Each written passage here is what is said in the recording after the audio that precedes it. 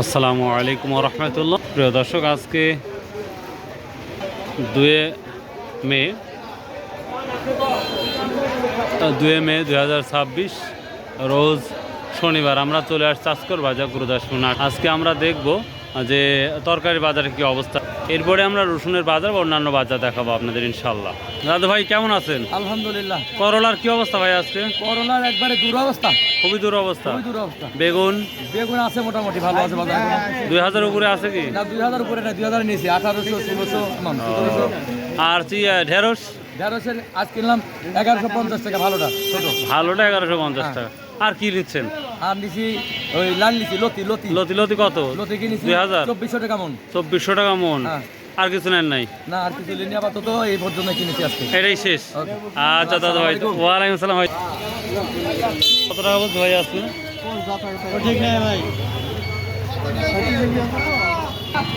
আজকের বাজারে 600 বা সর্বোচ্চ 700 টাকা হয়তো আছে বাজারের অবস্থাটা।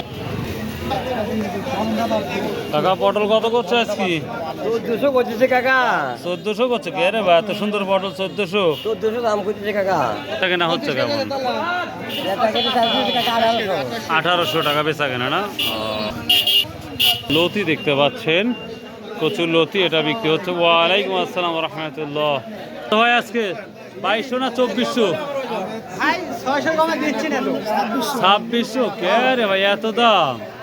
আরে ভাই লাল দেখেন 2800। তাই তো দেখতে পাচ্ছি, একবারে মাখন। লাল তো নিয়ে লাল তো আর তো ভালো না। প্রিয় দর্শক, দেখতেই পাচ্ছেন এটা সর্বোচ্চ 2600 টাকা পর্যন্ত আছে কোয়ালিটি ভেদে এই লতিগুলো। মাশাআল্লাহ।